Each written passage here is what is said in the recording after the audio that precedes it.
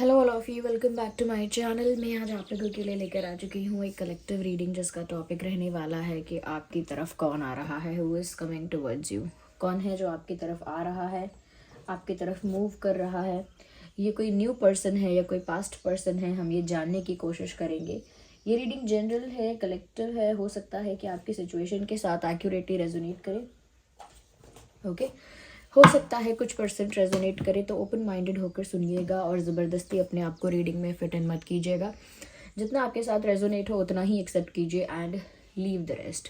ये रीडिंग सभी zodiac science के लिए है, हर उम्र के व्यक्ति के लिए है, टाइमलेस है। ओके टाइमलेस है यानी जब भी आप इस वीडियो तक पहुँचे हैं, जब भी इसे देख रहे हैं, यह आपके साथ तभी रेजोनेट करेगा, नो मैटर आप कब इस वीडियो को देख रहे हैं। ओके व्यूअर्स, तो जैसे कि मैंने कहा जनरल है, कलेक्टिव है, तो ओपन माइंडेड होकर सुनिएगा। ओके व्यूअर्स, और आइए चलिए देखते हैं कि आपकी तरफ कौन आ रहा है। Okay let's use tarot deck first और देखते हैं कि आपकी तरफ कौन आ रहा है।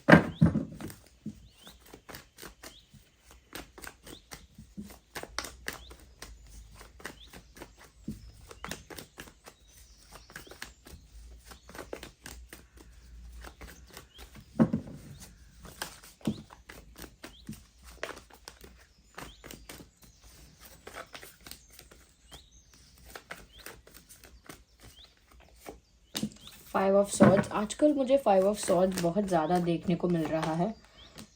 ऑलमोस्ट सभी रीडिंग्स में कॉमन ये कार्ड है whenever I use this deck. 7 of pentacles, page of pentacles, interesting. सबसे पहले मैं कहूँगी यहाँ पर कि ये कोई ऐसा इंसान आपकी लाइफ में आ रहा है या आपकी तरफ आ रहा है व्यूअर्स, जो आपके साथ पहले से ही एक कॉन्फ्लिक्ट में है। ओके जिसके साथ आपका आर्ग्यूमेंट, आपकी मिसअंडरस्टैंडिंग, आपका कोई ना कोई इशू या आपका कोई ना कोई मतभेद रहा है। ये कोई ऐसा इंसान है जिसके साथ आप किसी न किसी कॉन्फ्लिक्ट में रहे हो और ऐसा इंसान आपकी तरफ आ रहा है। आप दोनों के बीच कोई झगड़ा हुआ हो सकता है, किसी तरह की मिसअंडरस्टैंडिंग, किसी तरह का तो कोई इशू है। ओके और उस इशू के बाद से या उस कॉन्फ्लिक्ट के बाद से आप लोगों का कम्युनिकेशन गैप भी हो गया होगा। तो ऑफकोर्स ये कोई ऐसा पर्सन है जिसे आप जानते हैं, जिसके साथ आपका झगड़ा, डिसएग्रीमेंट या आर्ग्यूमेंट कुछ हुआ है और इस इंसान के साथ आपका कम्युनिकेशन गैप भी हुआ है कॉन्फ्लिक्ट के बाद। मुझे ऐसा लगता है कहीं ना कहीं ये जो इंसान है, इसने अपने एटीट्यूड में या अपने आप को सही साबित करने में या अपने आप को सुपीरियर साबित करने में कहीं ना कहीं आपका दिल दुखाया है, डिसरिस्पेक्ट किया है आपको। या ऐसा हो सकता है कि किसी चीज़ में जीतने के लिए, किसी चीज़ में अपने आप को सही साबित करने के लिए इन्होंने फीलिंग्स की कदर नहीं करी या फीलिंग्स को महत्व नहीं दिया। तो यहाँ पर मुझे ऐसा लगता है कि ये जो इंसान है ये आपकी लाइफ में अब लौट कर आना चाहता है, क्योंकि आपसे जो झगड़ा किया सो किया, लेकिन इस इंसान को कहीं ना कहीं ऐसा भी महसूस हो रहा है जैसे बहुत कुछ स्पेशल खो दिया, कुछ बहुत स्पेशल, बहुत इम्पोर्टेंट, बहुत वैल्यूएबल कुछ इनकी लाइफ में था जो अब इनको महसूस नहीं हो रहा है। कुछ बहुत इम्पोर्टेंट, कुछ बहुत प्रीशियस इन्होंने खोया है, इस बात का इनको एहसास हो रहा है। That is why they want to come back. इसी वजह से ये इंसान लौट कर आना चाहता है। कहीं ना कहीं इस इंसान को ऐसा भी महसूस हो रहा है, चाहे मेरा कॉन्फ्लिक्ट हो गया हो, चाहे मेरा झगड़ा या डिसएग्रीमेंट या मिसअंडरस्टैंडिंग हो गई हो, लेकिन फिर भी इस पर्सन पर या इस रिश्ते पर मैंने अपने इमोशंस को, एनर्जी को और टाइम को इन्वेस्ट किया था।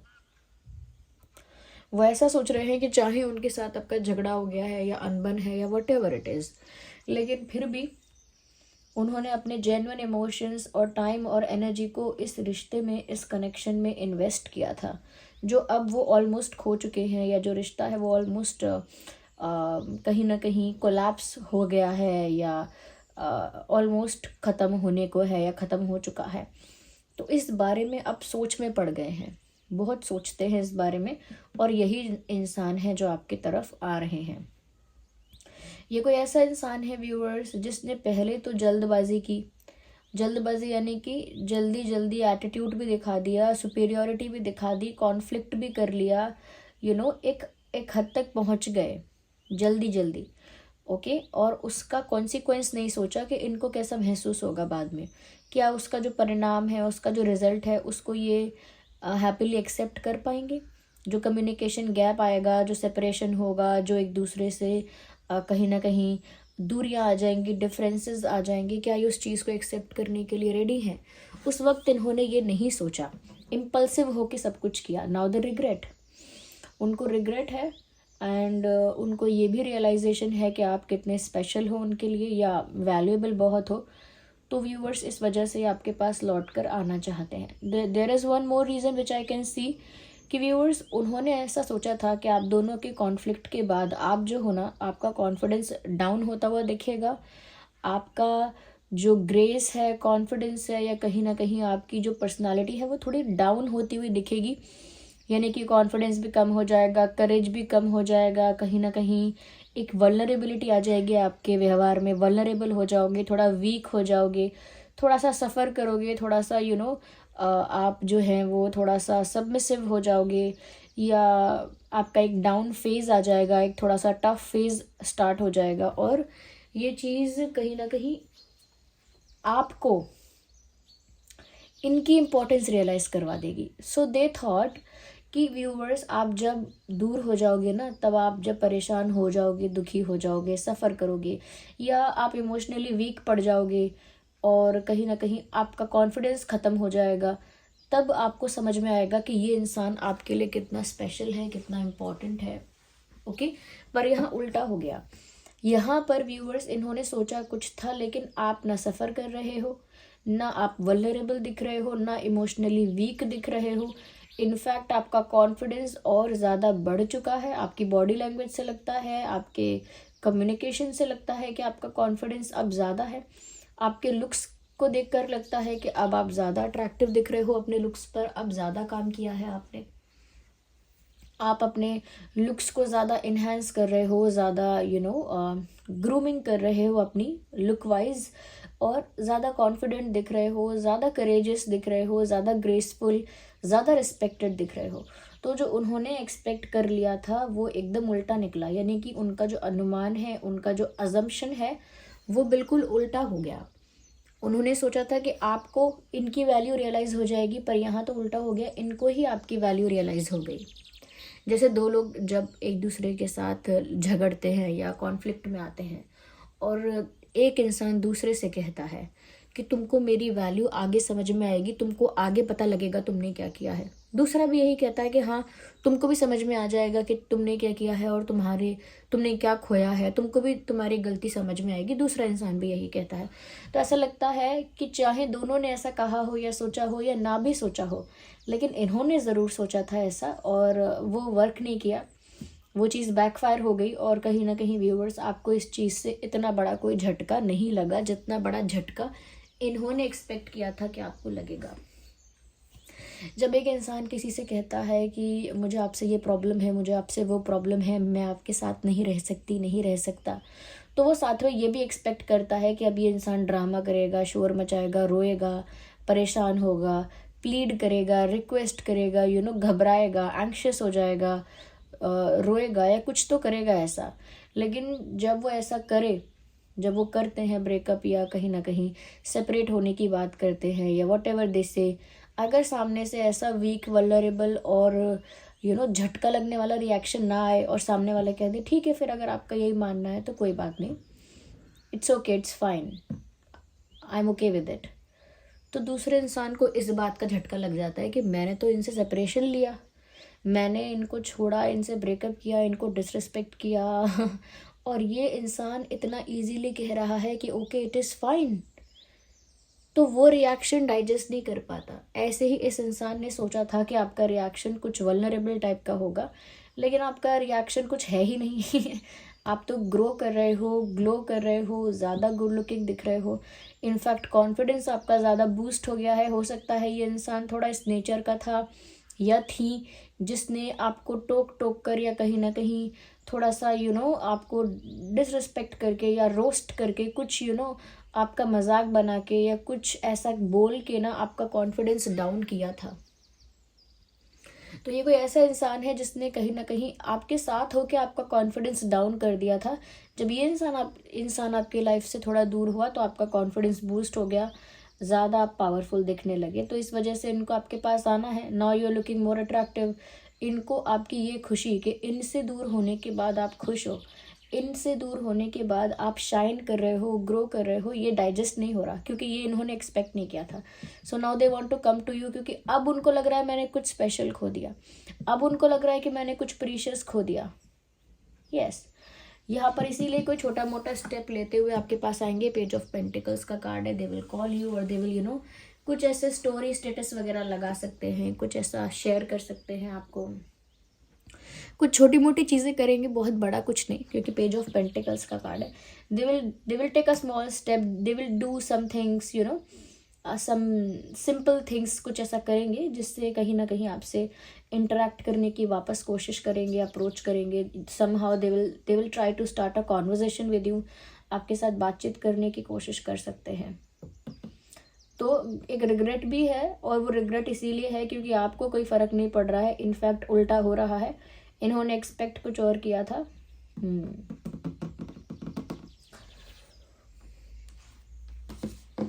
व्यूअर्स, इस इंसान का या आपका ज़ोडिएक साइन हो सकता है जेमिनी, लिब्रा, एक्वेरियस, टॉरस, वर्गो, कैप्रिकॉन, एरीज, लियो, सैजिटेरियस।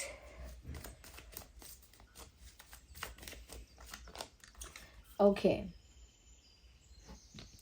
मुझे यहाँ पर ऐसा भी नज़र आ रहा है व्यूवर्स, कहीं ना कहीं ये जो इंसान है ये इस समय आपकी लाइफ में इनकी प्रेजेंस इतनी ज़्यादा नहीं है। लाइक ये एक आउटसाइडर की तरह है अभी आपकी लाइफ में।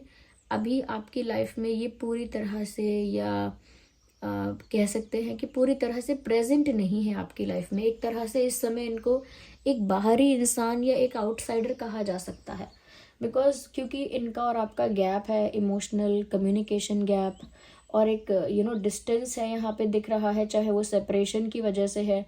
लेकिन ऐसा लग रहा है कि अभी इस समय ये आपकी लाइफ में ये प्रेजेंट नहीं है, यानी कि नो कांटेक्ट हो सकता है, नो कांटेक्ट, नो कम्युनिकेशन। एक आउटसाइडर है इस समय ये, ऐसा लगता है। और कहीं ना कहीं दूर से ही या बाहर से ही आपको देखते रहते हैं, आपको एडमायर करते हैं, या कहीं ना कहीं आप पर नज़र रखते हैं, आपको स्टॉक करते हैं बाहर से, यानी कि दूर से ऑब्जर्व करना, दूर से स्टॉक करना, दूर से नज़र रखना। ये मुझे लगता है कि ये इंसान कर रहे हैं। और इस समय शायद इस इंसान के साथ आपका नो कम्युनिकेशन या नो कांटेक्ट सिचुएशन चल रहा है। यही इंसान आपकी लाइफ में आ रहे हैं या आपकी तरफ आ रहे हैं। जब से इन्होंने आपका ना एक ट्रांसफॉर्मेशन देखा है, उन्होंने देखा है कि आपका कॉन्फिडेंस बूस्ट हो गया है, आप ज़्यादा अट्रैक्टिव दिख रहे हो, ज़्यादा करेजियस, ज़्यादा ब्यूटीफुल, या फिर ज़्यादा पावरफुल और ज़्यादा रिस्पेक्टेड और ग्रेसफुल दिख रहे हो। तो इनके अंदर से यही आवाज़ आ रही है कि इस इंसान को खो मत देना, दोबारा नहीं मिलेगा ऐसा इंसान। तो इनके ना अंतरात्मा से या इनकी इंट्यूशन से ना इनको यही आवाज़ आ रही है कि इन्हें आपको नहीं खोना चाहिए, या फिर ये आपको अगर खो देंगे एक बार तो वापस नहीं पा सकते। Okay, they can not afford to lose you, और दे शुड नॉट, और they are not suppose to lose you.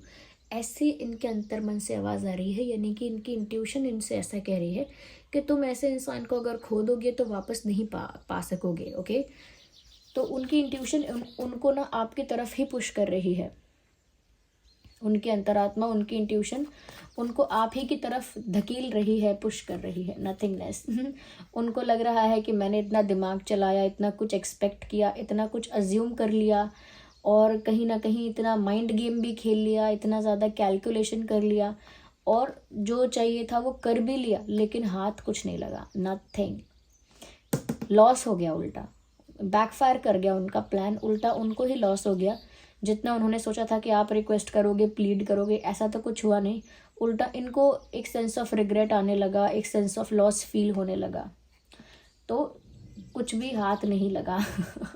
I think we all should laugh on this, क्योंकि ऐसे इंसान के हाथ सच में कोई सक्सेस नहीं लगनी चाहिए ऐसे प्लान्स में। whoever they are, male female कोई भी है, क्योंकि एक सेल्फ ऑब्सेशन दिख रहा है इनकी पर्सनालिटी में। अपने लिए चाहते हैं कि अटेंशन मिले, अपने लिए चाहते हैं कि इम्पोर्टेंस मिले, अपने लिए चाहते हैं स्पेशल ट्रीटमेंट मिले, लेकिन दूसरे को मेंटली हरास भी नहीं बोलेंगे, मेंटली कहीं ना कहीं दूसरे को टॉर्चर करके या एक मेंटल ट्रॉमा दे के परेशान करके, दुखी करके कि वो सफ़र करे, रिक्वेस्ट करे, प्लीड करे, फिर आप एक महान इंसान बन जाओ कि चलो ठीक है आप रो रहे हो तो मैं आपसे बात कर लेता हूँ, तो ये तो बहुत ही सस्ती ट्रिक्स हो गई हैं। नो वन कोई भी इन बातों पर विश्वास नहीं करता, ना ही इनमें फंसता है। आप भी नहीं फंसे। जितना ज़्यादा व्यूअर्स आप अपनी रिस्पेक्ट में रहोगे ना, जितना ज़्यादा अपनी डिग्निटी मेंटेन करोगे, सेल्फ रिस्पेक्ट में ऑपरेट करोगे, उतना ही ये इंसान हमेशा आपको ही चेस करेगा। और जितना आप इनके लिए वल्नरेबल हो जाओगे, सबमिसिव हो जाओगे, उतना ही ये इंसान आपको इमोशनली परेशान करेगा या करेंगी। ओके, पॉलिटिक्स, मैंने कहा था इन्होंने बहुत दिमाग लगाया, दे यूज्ड देयर 100% ब्रेन। यहाँ पर फेस एक्चुअल कुछ और था और इन्होंने दिखाया कुछ, एक माइंड गेम चल रहा था, एक पॉलिटिक्स चल रही थी, एक सोची समझी साजिश, प्लानिंग, या ऐसा कह सकते हैं। ओके व्यूअर्स, तो यहाँ मुझे ऐसा लग रहा है कि ये इंसान आपकी लाइफ में लौट कर आ रहे हैं। इस इंसान का जो डेट ऑफ बर्थ है वो हो सकता है 5/15/25, 10/20/30, 2/12/22। वेल 555 यहाँ पर एंजल नंबर है, 5 in nothingness, 5 in outsider and 5 of swords. तो 555 एंजल नंबर आपको फटाफट गूगल पे डालना है, इन सर्च इंजन गूगल पर डालना है, और इसका जो भी गाइडेंस है, मैसेज है, वो आपको रिसीव करना है। ओके, तो 2/12/22 या 1/11/21/31, 7/17/27, 4/14/24, yes 24,